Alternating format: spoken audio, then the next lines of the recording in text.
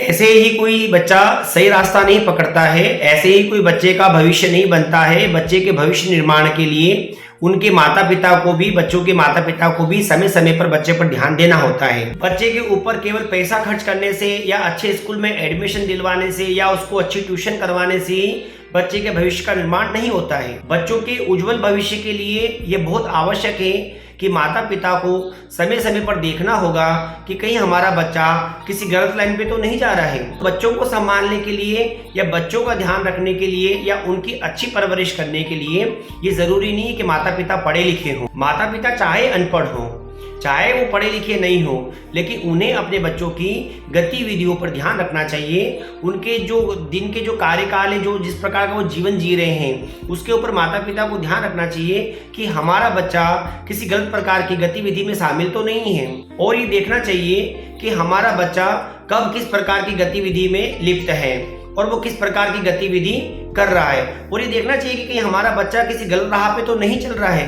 केवल उस पर पैसा खर्च कर देना, उसको अच्छे स्कूल में एडमिशन करवा देना, अच्छी ट्यूशन लगा देना, यहाँ तक माता पिता की जिम्मेदारी खत्म नहीं होती है। कोई भी बच्चा एकदम से गलत लाइन नहीं पकड़ता है या कोई बच्चा एकदम से नहीं बिगड़ता है।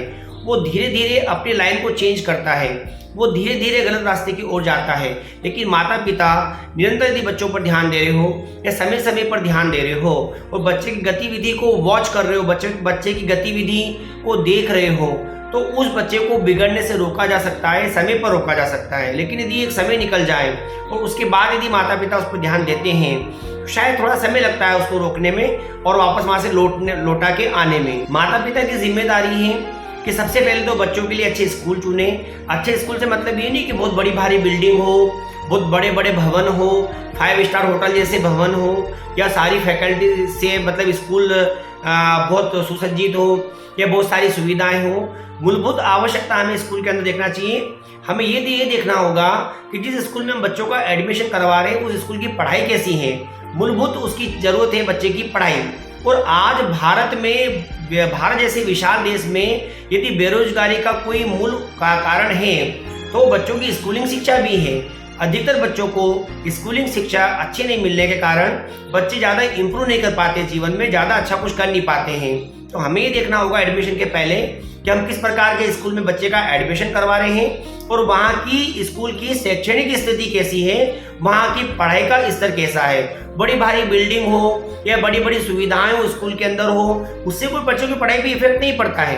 तो मेरा सभी माता पिताओं से हाथ जोड़कर अनुरोध है कि समय समय पर अपने बच्चों की गतिविधियों पर ध्यान रखें कि वो किस प्रकार की गतिविधि कर रहे हैं, वो किन के साथ उठ रहे बैठ रहे हैं, उनके दोस्त कौन कौन हैं, वो किन किन लोगों से बात करते हैं, वो कहाँ कहाँ जाते हैं, वो किन किन लोगों के संपर्क में हैं और उनकी पढ़ाई कैसी चल रही है।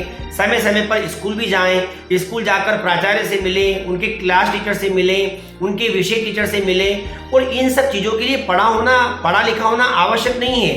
एक अनपढ़ माँ बाप भी, बिना पढ़े लिखे माँ बाप भी ये काम कर सकते हैं। ये साधारण व्यवहार की बातें हैं, इसके अंदर कोई एजुकेशन का काम नहीं, पढ़े लिखे का कोई काम ही नहीं है। जैसे आप अपन सब घर में बात करते हैं वैसे हम हर किसी व्यक्ति से भी बात कर सकते हैं, हर किसी से मिल सकते हैं, बच्चों के व्यवहार के बारे में जान सकते हैं और बच्चों की गतिविधि पर हमें ध्यान रखना होगा, जब जाकर एक अच्छे बच्चे का भविष्य निर्माण होगा।